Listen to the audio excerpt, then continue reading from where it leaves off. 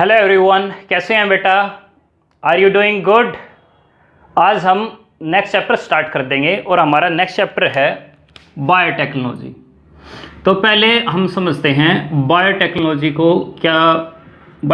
का क्या मतलब है। तो बड़ा एक सिंपल सा पैटर्न है, वर्ड को ही ब्रेक करो। बायो का मतलब क्या है? लिविंग ऑर्गेनिज्म है। और टेक्नोलॉजी का मतलब क्या है? टेक्नोलॉजी का मतलब कोई भी ऐसी टेक्निक हो सकती है या फिर कोई भी ऐसा इंस्ट्रूमेंट हो सकता है, कोई भी ऐसा इंस्ट्रूमेंट जिससे यूज़ करके अल्टीमेटली कोई ना कोई ऐसा प्रोडक्ट बने जो कि यूज़ हो सके, किसके द्वारा? ह्यूमन के द्वारा। तो बड़ा सिंपल सा है। टेक्नोलॉजी का मतलब कोई ना कोई टेक्निक्स या ऐसे इंस्ट्रूमेंट यूज़ किए जाते हैं लिविंग ऑर्गेनिज्म के ऊपर, ताकि कोई प्रोडक्ट या सर्विस ऐसी बन सके जो कि ह्यूमन बीइंग के काम आ सके। तो हम इसको कैसे डिफाइन कर सकते हैं? ये तो खैर समझने वाली चीज़ थी, लेकिन हमें लिखना क्या है?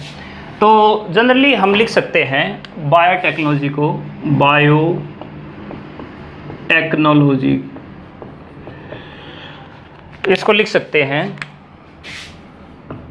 इट इंक्लूड्स techniques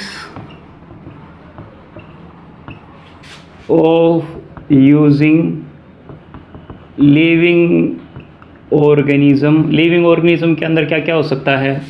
कोई भी बैक्टीरिया हो सकता है, या फिर कोई भी एनिमल हो सकता है, या कोई भी प्लांट हो सकता है,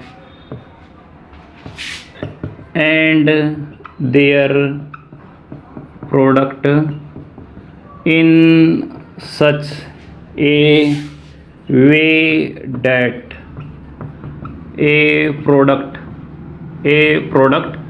or service can develop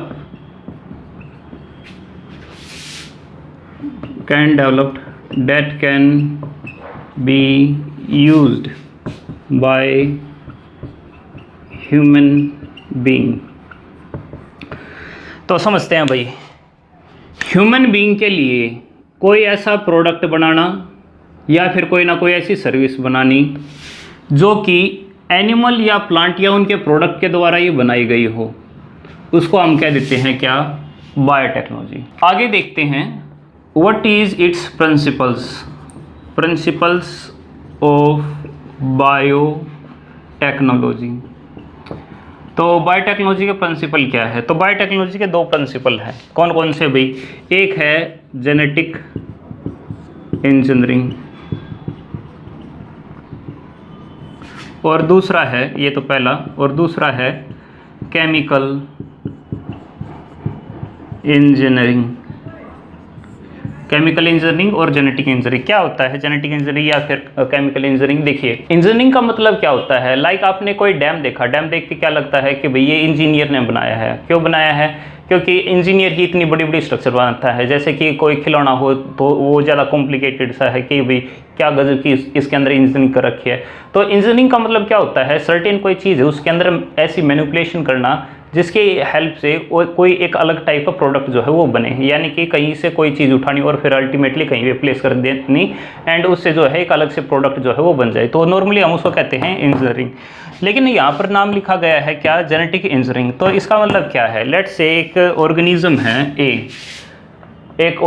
है ए, अगर उसके अंदर एक जीन है वो आपने निकाल ली, तो ए ऑर्गेनिज्म से आपने जीन निकाल दी ए, एंड एक ऑर्गेनिज्म बी है, उस बी के अंदर ये ए जीन जो है आपने डाल दी।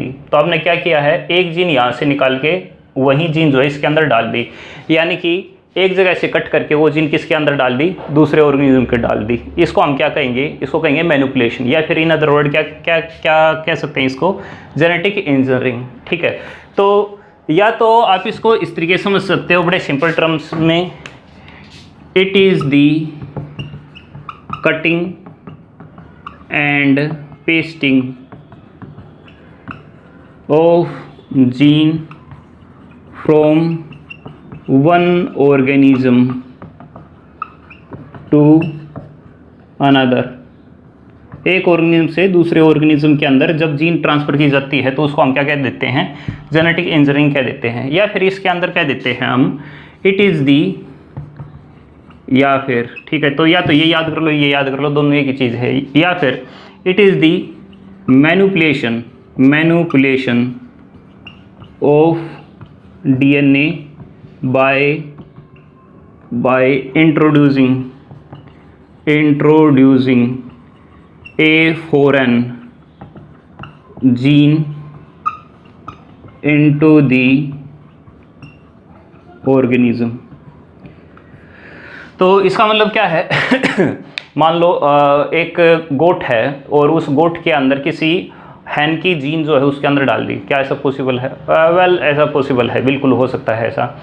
बट अगर हम उसकी जीन अगर उसके अंदर डाल ले तो वो किसके अंदर आएगी? वो जेनेटिक इंजीनियरिंग का पार्ट आ जाएगा। ठीक है, इसी तरीके से आपके अंदर अगर कोई बर्ड की अगर जीन डाल दे तो क्या होगा? आपके अंदर बर्ड की जीन डल सकती है? हाँ डल सकती है, बिल्कुल डल सकती है। अगर वहाँ की जीन अगर इसके अंदर आएगी तो उसको क्या कहेंगे हम? उसको भी जो है हम जेनेटिक इंजीनियरिंग कहेंगे। सिमिलरली हम डिफरेंट टाइप की चीज़ें जो है कर सकते हैं इसके अंदर, क्योंकि ये एक डिफरेंट सेपरेट फील्ड हो गया जिसको हम कहते हैं बायोटेक्नोलॉजी। तो इसको थोड़ा सा रिलेट करते हैं जो आपने पहले पढ़ा है। जैसे हमने क्रॉस किए थे जेनेटिक्स के अंदर, और उसके अंदर हमने क्या किया था कि आपके पास एक प्लांट है, एक आपके पास प्लांट है और वो प्लांट कैसा है? टोल है। एंड एक प्लांट था दूसरा, लेट से वो ड्वार्फ प्लांट है। आई वांट कि अगली जो जनरेशन जो है वो बड़ी आए, तो उसके लिए क्या था भाई? इससे गैमेट निकाल दो, इससे गैमेट निकाल दो, दोनों गैमेट को आपस में फ्यूज़ करा दो, एंड इसके बाद जो सीड बनेगा उससे क्या आएगा? एक टोल प्लांट जो है वो आ जाएगा। तो यहाँ से जो गैमेट बने, यहाँ से जो गैमेट बने, यहाँ पर 50% का कंट्रीब्यूशन और यहाँ पर 50% का कंट्रीब्यूशन होगा दोनों पेरेंट की हेल्प से। तो यानी जो ये टोल प्लांट होगा इसके अंदर 50% जीन किसकी होगी? टोल प्लांट की होगी। एंड 50% जो जीन होगी वो किसकी होगी? ड्वार्फ प्लांट की होगी। जैसे कि आप भी हैं, आपके अंदर 50% करेक्टर किसके आए हैं? मदर के। 50% किसके आए हैं? फादर के। तो इसका मतलब क्या है? इसका मतलब ये है कि आप एक टाइप के हाइब्रिड हो, और जनरली इसको बोलते हैं हाइब्रिडाइजेशन, की 50% एक ऑर्गेनिज्म से और 50% जो है दूसरे ऑर्गेनिज्म से जीन जो है वो उसके अंदर जो है वो आ देते हैं, तो हम नेक्स्ट जो प्रोडक्ट है उसको बोलते हैं हाइब्रिड। लेकिन क्या हो अगर मैं इससे टोल जीन लूँ, गैमेट नहीं लिया, क्या लिया है? केवल टोल जीन ली है, और वो टोल जीन जो है मैंने इंट्रोड्यूस कर दी, किसके अंदर इंट्रोड्यूस कर दी? मैंने वो ड्वार्फ प्लांट के अंदर जो है इंट्रोड्यूस कर दी। एंड उसके बाद इसका जो नेक्स्ट ऑफस्प्रिंग आएगा वो कैसा आ जाएगा? टोल प्लांट जो है वो आ जाएगा। अब मुझे ये बताओ कि ये जो प्लांट है क्या ये हाइब्रिड है? हाइब्रिड है या नहीं है? करेक्टर इस वाले प्लांट के इसके अंदर कितने आए? केवल एक जीन आई।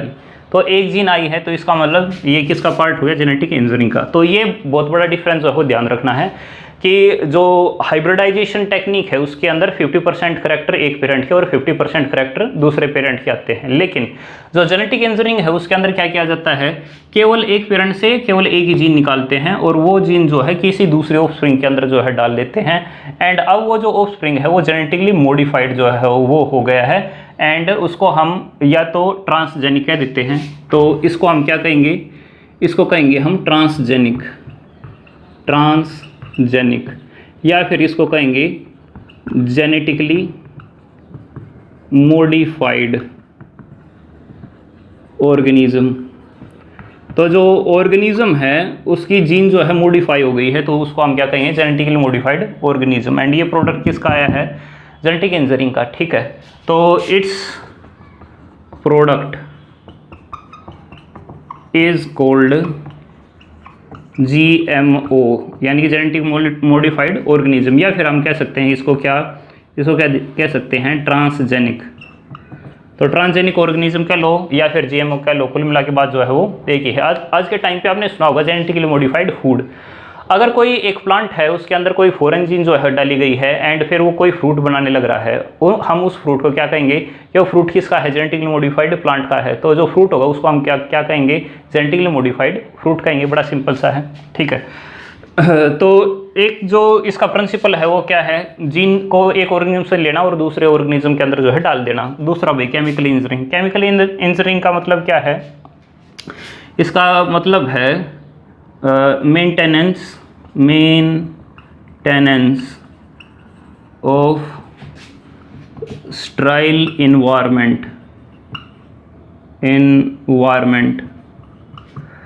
for the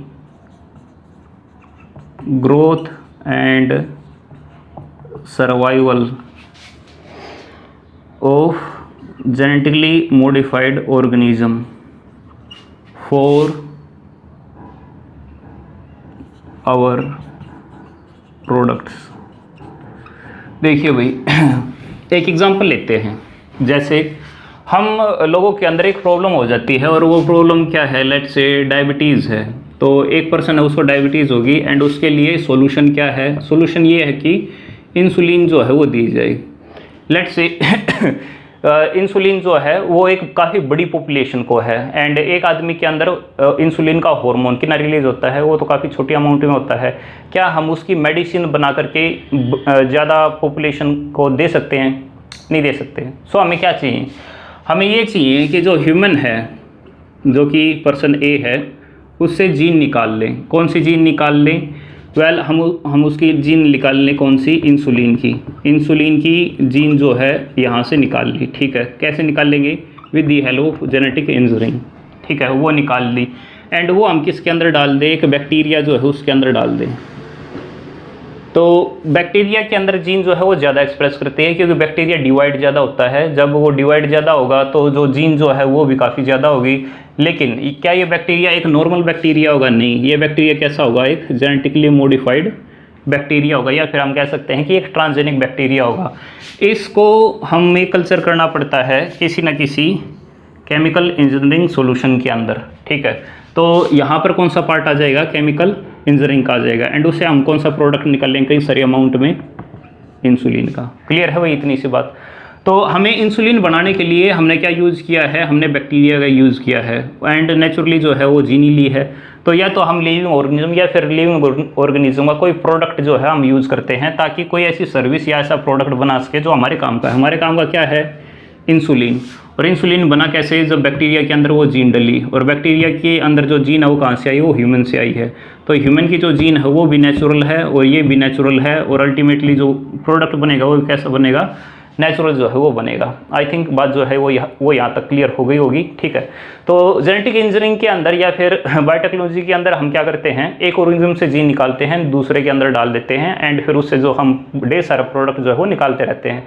हम बहुत सारे और डिफरेंट काम भी करते हैं। ठीक है, but this is the basic thing. And आज की जो क्लास है उसके अंदर हम खाली जो है इसके प्रिंसिपल्स के बारे में पढ़ेंगे।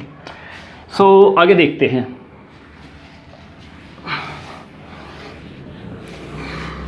Who is the father of genetic engineering? तो फादर कौन है भाई? फादर ऑफ जेनेटिक इंजीनियरिंग, उसका नाम है बर्ग।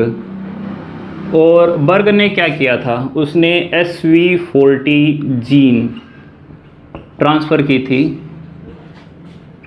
To bacteria by lambda फाज। तो जो वायरस है उसकी हेल्प से उसने बैक्टीरिया के अंदर एक जीन जो है वो ट्रांसफ़र कर दी थी एंड इसी वजह से हम बर्ग को मानते हैं कि वो फादर है किसका? जेनेटिक इंजीनियरिंग का। लेकिन इसके बाद बोयर एंड कोहेन ये अराउंड 1972 की बात है। तो 1973 के अंदर फर्स्ट जेनेटिकली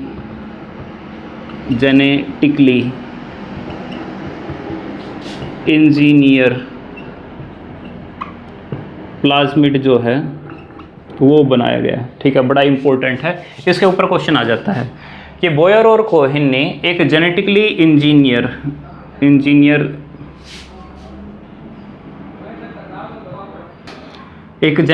इंजीनियर प्लाज्मिड जो है वो किस तरीके से उसने बनाया। तो प्लाज्मिड क्या होता है वो आपको पता है? जो बैक्टीरिया होता है उसके अंदर एक एक्स्ट्रा क्रोमोसोमल DNA होता है। Like this is a bacteria. तो इस बैक्टीरिया के पास में एक तो इसका DNA है जिसको हम कहते हैं जिसको हम कहते हैं न्यूक्लियोइड। इसके साथ में एक सर्कुलर डीएनए और होता है इसके अंदर। जो इसका सर्कुलर डीएनए है, उस सर्कुलर डीएनए को हम कहते हैं क्या? प्लाज्मिड। ठीक है, तो प्लाज्मिड क्या है? प्लाज्मिड होता है एक प्लाज्मिड होता है सर्कुलर स्मॉल डबल स्ट्रैंडेड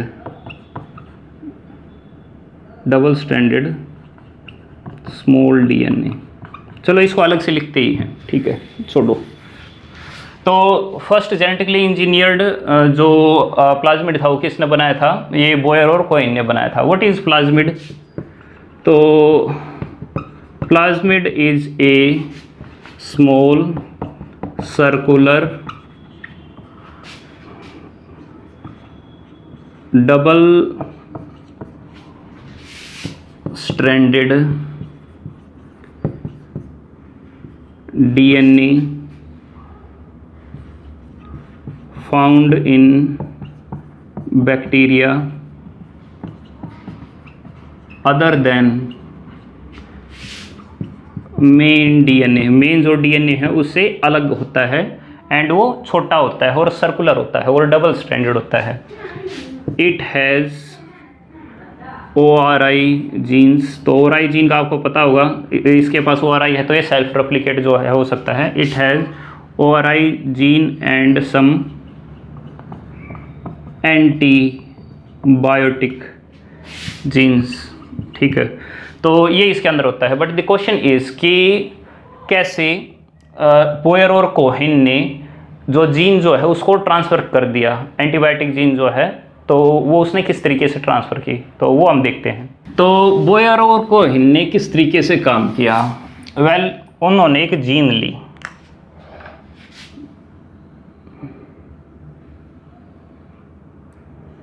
एक एंटीबायोटिक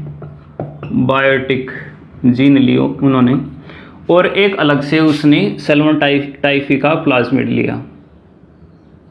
तो लेट से ये एक प्लाज्मिड है और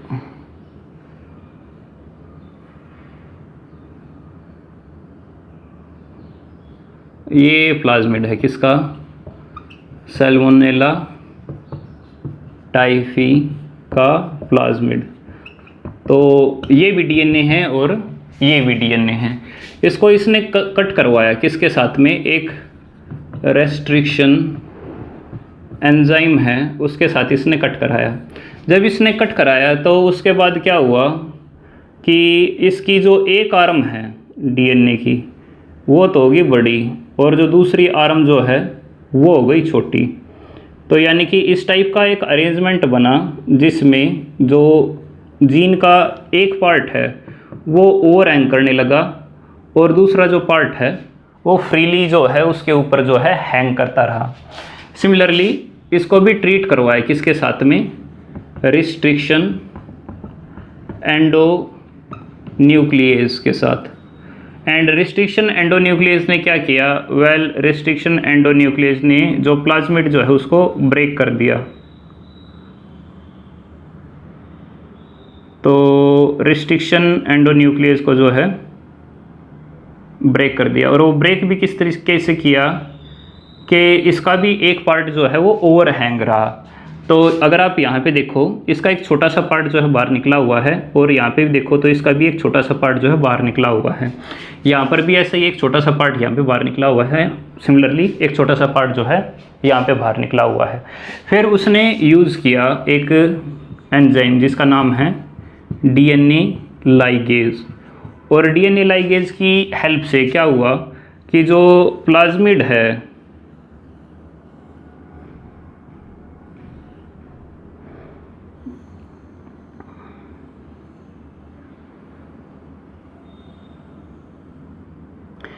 वो प्लाज्मिड जो है एक दूसरे के साथ जो है बाइंड हो गया, एंड उसकी जो बाइंडिंग है वो कुछ इस तरीके से हुई, उसकी बाइंडिंग कुछ इस तरीके से हुई कि जो ये पार्ट है, ये वाला पार्ट वो इसके साथ बाइंड हो गया, ये वाला पार्ट जो है वो इसके साथ बाइंड हो गया, एंड जो जीन जो है वो इसके साथ जो है बाइंड हो गई, तो जीन जो है वो यहाँ पर आ गई। तो जो प्लाज्मिड यहाँ पर था उसके पास ये एंटीबायोटिक जीन नहीं थी, लेकिन रिस्ट्रिक्शन एंजाइम की हेल्प से डीएनए कुछ ऐसा कटा जिसकी हेल्प से एक ओवरहैंग पार्ट जो है वो बन गया, यहाँ पर भी एक ओवरहैंग पार्ट जो है वो बन गया। एंड जब इन दोनों को आपस से मिक्स किया तो दोनों एक दूसरे कंबाइन हो गए और फिर दोबारा से प्लाज्मिड जो है वो इंटैक्ट हो गया, यानी कि पूरा जो है कंप्लीट हो गया। लेकिन क्या ये प्लाज्मिड ये वही वाला प्लाज्मिड है जो यहाँ स्टार्टिंग में था? नहीं, इसके पास तो कोई फॉरेन जीन है। चूँकि इसके पास फॉरेन जीन है इसी वजह से हम इसको बोलते हैं रिकम्बिनेंट डीएनए, या फिर इसको बोल देते हैं आरडीएनए, या फिर इसको जेनेटिकली मॉडिफाइड डीएनए जो है वो भी हम कह देते हैं। ये जो एंड होते हैं इसको हम बोलते हैं स्टिकी एंड। यहाँ पर भी जो बने हैं उनको हम क्या कहेंगे? Sticky and. नॉर्मली दो टाइप के एंड होते हैं, एक तो एंड होता है जिसमें ये ओवरहैंग पार्ट है ही ना, और एक ऐसा पार्ट होता है जिसमें ओवरहैंग पार्ट प्रेजेंट होता है। जहाँ पर ये ओवरहैंग पार्ट नहीं होता हम उसको कहते हैं ब्लंट एंड, और जहाँ पर ये ओवरहैंग पार्ट होता है हम उसको बोलते हैं स्टिकी एंड। क्योंकि स्टिकी एंड बनते हैं तो इसी वजह से ये स्टिक कर जाते हैं, और स्टिक करते हैं तो इस तरीके से प्लाज्मिड जो है बन जाता है जिसके अंदर एक फॉरेन जीन होती है। तो a DNA which has foreign gene what we called recombinant DNA. Recombinant DNA clear है भाई? ये अलग से लिखना है आपको कि वैसे तो इसका डायग्राम जो है वो बना देना, जो लिखवाया गया है आप डायरेक्टली जो है उसको समझ सकते हैं। That what is the function of restriction enzyme या फिर रिस्ट्रिक्शन एंडोन्यूक्लियस भी कह देते हैं। तो उसका काम क्या होता है? डीएनए कट करना। डीएनए लाइगेज का काम क्या होता है? दो अलग अलग डीएनए उसको आपस में सील करना। रिकम्बिनेंट डीएनए क्या होता है? Recombinant DNA is the DNA which has the foreign gene. तो आप इन चीज़ों को जो है अलग से जो है लिख लेना, ठीक है? तो खाली फंक्शन जो है वो आप लिखेंगे। तो हमने यहाँ पर पढ़ा कि एक ऑर्गेनिज्म से जीन जो है दूसरे ऑर्गेनिज्म के अंदर डाली जा सकती है, और वो किस तरीके से डाली जा सकती है? अगर हम उनके डीएनए को काटें एंड फिर जो डीएनए है उसको दूसरे डीएनए के साथ में जोड़ दें। क्या हो अगर हम इस तरीके से काम ना करके हम डायरेक्टली क्या करें कि एक ऑर्गेनिज्म से डीएनए निकाल दें एंड दूसरे ऑर्गेनिज्म के अंदर डायरेक्टली डीएनए जो है वो डाल दें? तो उससे क्या होगा? उससे ये होगा कि जो डीएनए है वो साइटोप्लाज्म के अंदर जाकर जो है डिग्रेड हो जाएगा। माइंड यू, डीएनए कहाँ पर प्रेजेंट होता है? हमारी सेल के न्यूक्लियस के अंदर, and they have well defined boundary, and वहाँ पर मैट्रिक्स भी अलग होती है, पीएच भी अलग होती है, कंपोजिशन भी अलग होती है। अगर डीएनए डायरेक्टली वहाँ पर गया तो वो डिग्रेड जो है वो हो सकता है। सो इसी वजह से प्रोटेक्शन जो है वो चाहिए होती है, एंड इसी वजह से डिफरेंट चीज़ जो है वो यूज़ करनी होती है।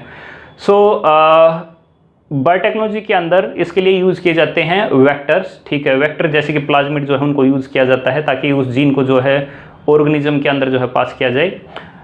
तो इसका मतलब ये है कि जो जेनेटिक इंजीनियरिंग है they have lot of tools through which जो कटिंग और पेस्टिंग वाला काम है वो उसके, और जो जो केमिकल इंजीनियरिंग वाला पार्ट जो है वो उसके। But the question is what are different tools of biotechnology? So let's begin. What are tools of biotechnology? Tools क्या क्या है भाई? पहला है लाइटिक एंजाइम्स। लाइटिक एंजाइम क्या होते हैं? देखिए डीएनए कहाँ पर प्रेजेंट होता है? एक सेल है, उस सेल के अंदर न्यूक्लियस है, और जो न्यूक्लियस है उसके अंदर कहीं पे जो है डीएनए जो है प्रेजेंट है। हमें चाहिए क्या? डीएनए चाहिए। और डीएनए को क्रैक करने के लिए, यानी कि डीएनए को लेने के लिए हमें क्या क्रैक करने पड़ेगा? सेल की मेम्ब्रेन है तो सेल के चारों तरफ जो है सेल वॉल जो है वो भी हो सकती है।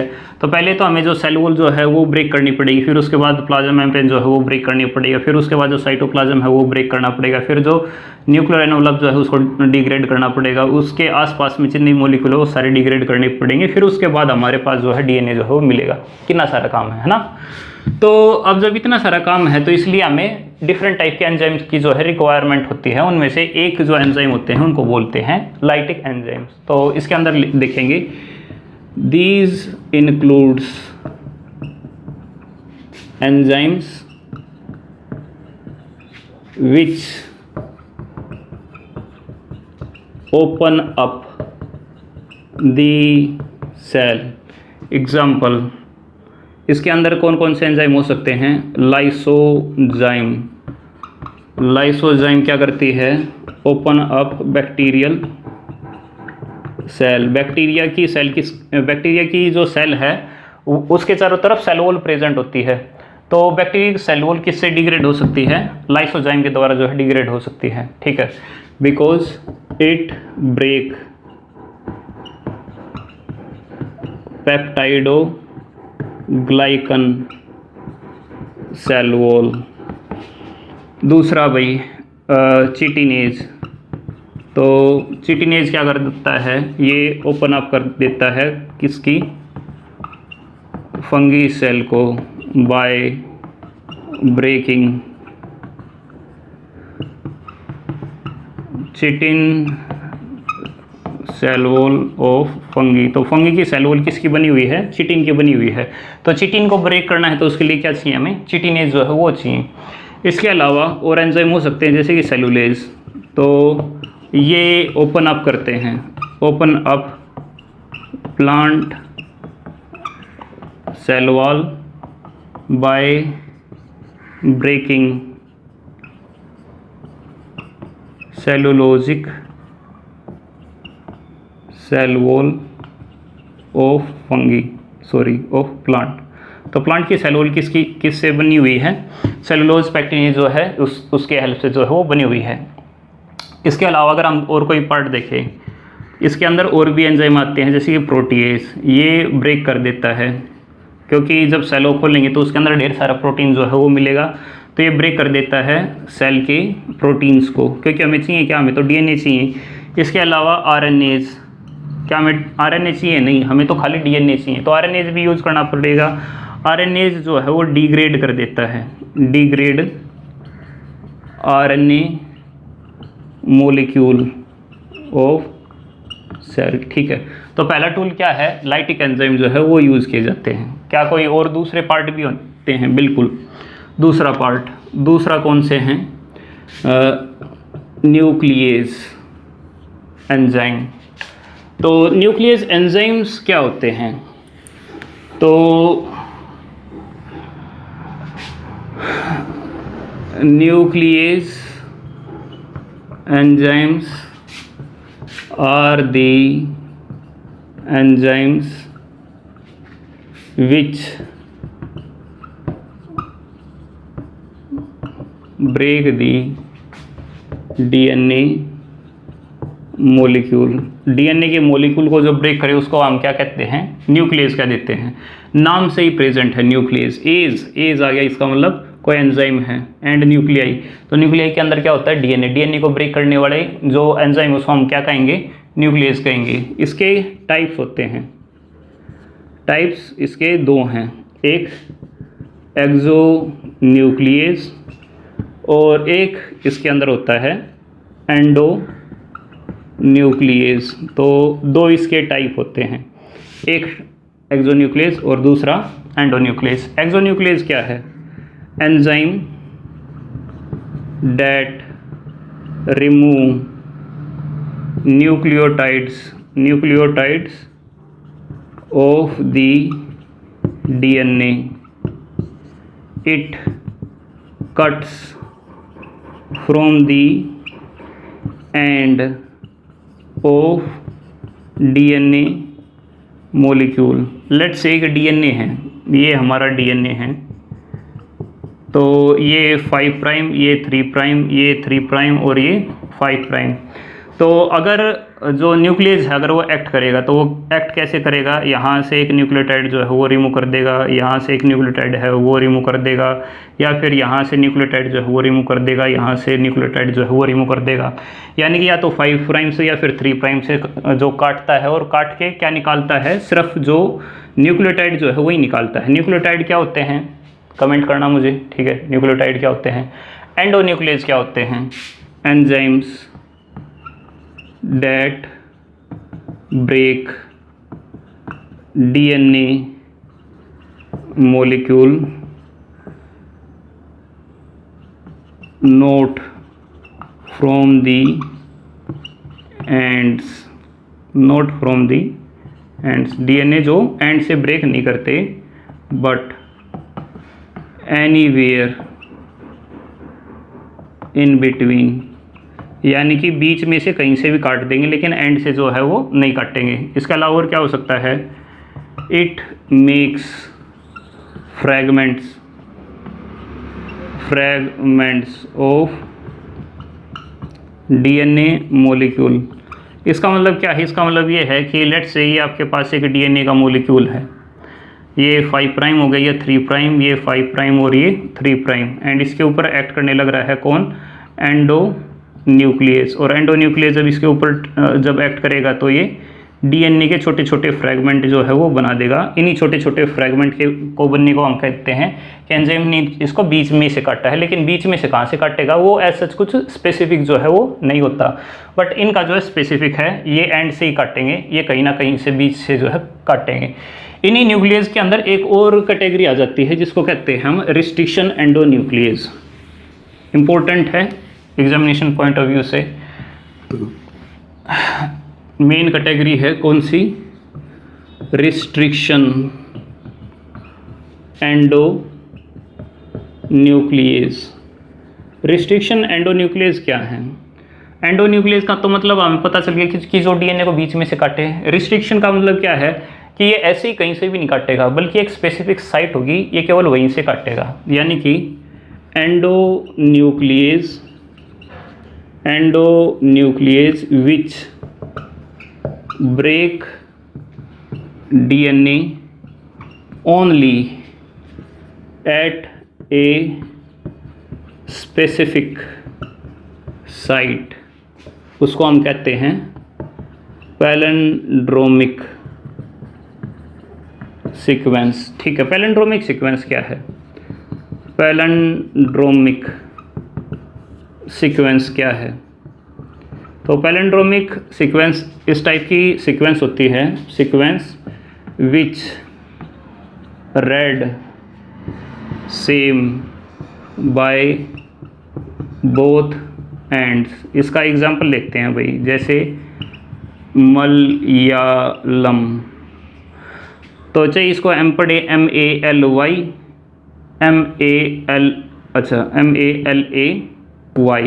तो MMALLAY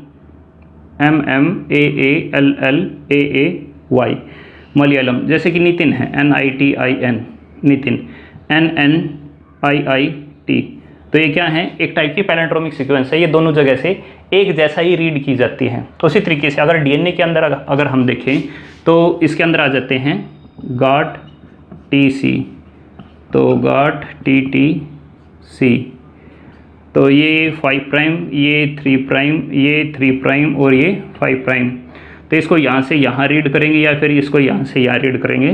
दोनों तरीके से अगर किसी भी तरीके से रीड करेंगे तो ये सीक्वेंस जो है एक जैसी पढ़ी जाएगी। इस सीक्वेंस को हम क्या कहेंगे, पैलिंड्रोमिक सीक्वेंस कहेंगे। क्लियर है। तो रिस्ट्रिक्शन एंडो न्यूक्लियस किसको रिकॉग्नाइज करती है, एक पैलिंड्रोमिक सीक्वेंस जो है उसको रिकॉग्नाइज करती है। दे आर आल्सो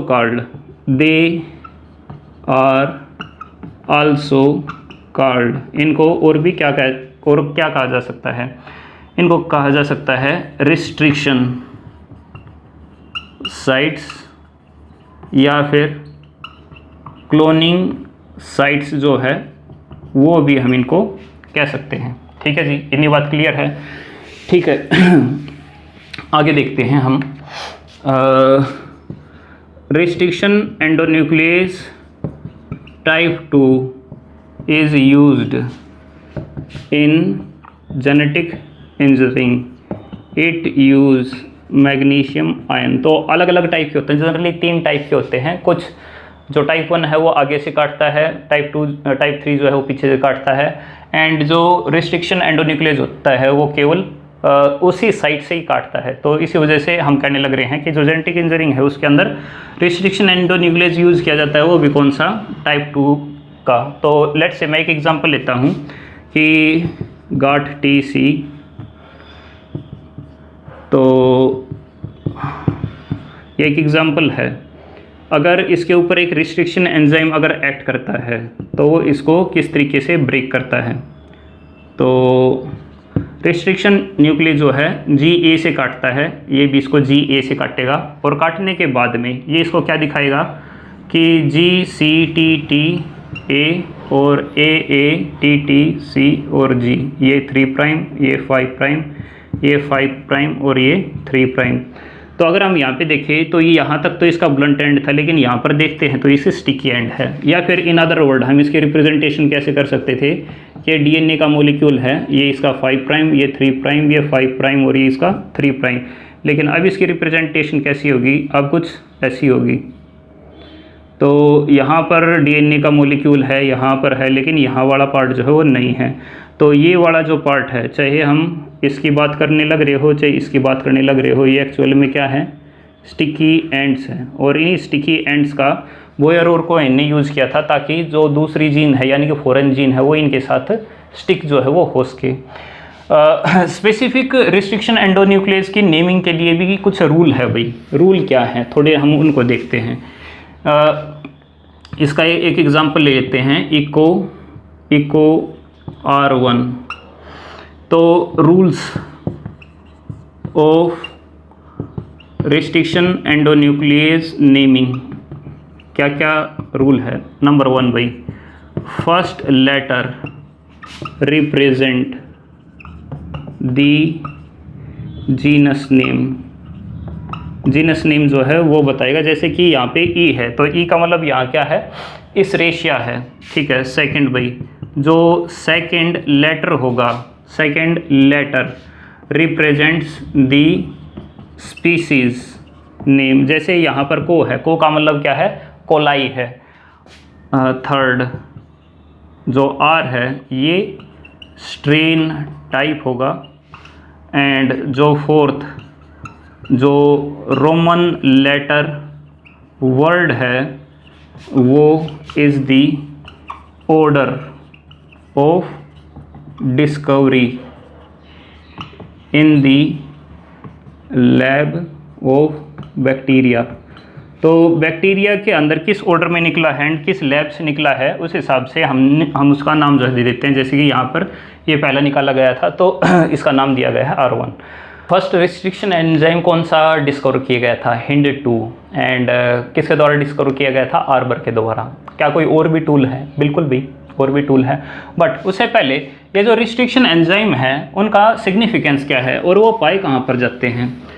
तो रिस्ट्रिक्शन एंजाइम्स कहाँ पर पाए जाते हैं तो उसके बारे में हमें पता होना चाहिए कि जो रिस्ट्रिक्शन एंडोन्यूक्लियस है found in bacteria, it act as a defense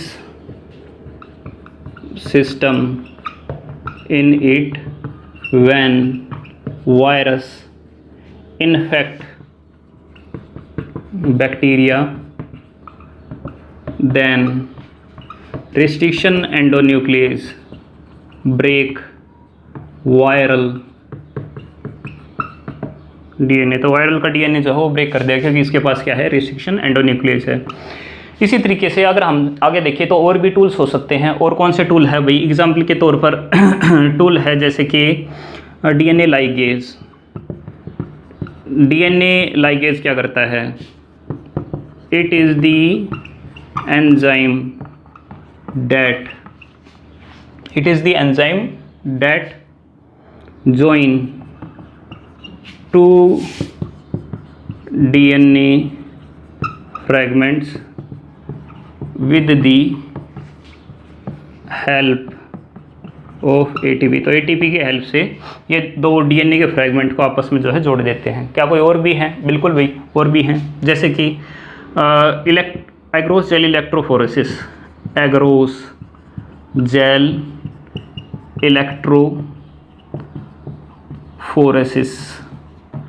तो एग्रोस जेल इलेक्ट्रोफोरेसिस क्या है, तो वैसे तो हम इसको पढ़ चुके हैं कि एक जेल होती है एग्रोस की और उस एग्रोस जेल के अंदर डीएनए के जो फ्रैगमेंट जो है वो सेपरेट कर दिए जाते हैं according to their size in a electric field. उसको क्या कहते हैं, agarose gel electrophoresis. So it is the separation of DNA fragments according to size in agarose gel in a electric field. तो एक जेल होती है, लेट से ये एक जेल है, उस जेल के अंदर कुछ खड्डे होते हैं, जो खड्डे हैं उनको हम क्या कहते हैं, वेल कहते हैं। उस वेल के अंदर हम डीएनए को डालते हैं, यहाँ पे भी डीएनए को डालेंगे, यहाँ पर भी डीएनए को डालेंगे। तो इस डीएनए के अंदर डालने के बाद में यहाँ पर एक नेगेटिव इलेक्ट्रोड लगा दी जाती है और यहाँ पे पॉजिटिव इलेक्ट्रोड जो है वो लगा दी जाती है।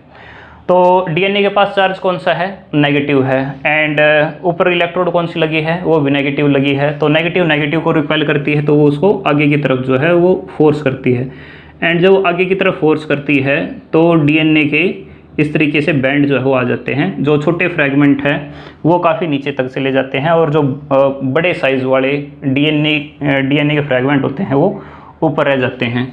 तो अगर हम नेगेटिव इलेक्ट्रोड पे देखेंगे तो यहाँ पे जो लार्ज साइज डीएनए के फ्रैगमेंट आएंगे एंड इसके नीचे स्मॉल साइज डीएनए के फ्रैगमेंट जो है वो आएंगे।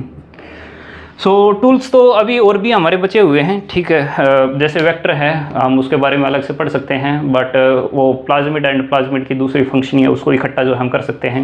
इसके अलावा पीसीआर है, बायोरिएक्टर है, वो अलग से टूल जो है वो हम यूज़ करते हैं, बट इसको जो है हम नेक्स्ट क्लास के अंदर करेंगे, क्योंकि अभी हम नया चैप्टर जो है वो स्टार्ट करने लग रहे हैं एंड ये कम्प्लीटली एक अलग सिनेरियो जो है वो स्टार्ट हो जाता है। तो इस वीडियो को 2 बार देखें कम से कम, ठीक है। एंड कोई डाउट है तो आपकी जूम क्लास तो है ही, ठीक है, डाउट पूछे उसके अंदर, ठीक है। आई होप आपको कुछ ना कुछ जो है नया समझ में आया होगा, एंड खुश रहें, लगातार पढ़ते रहें और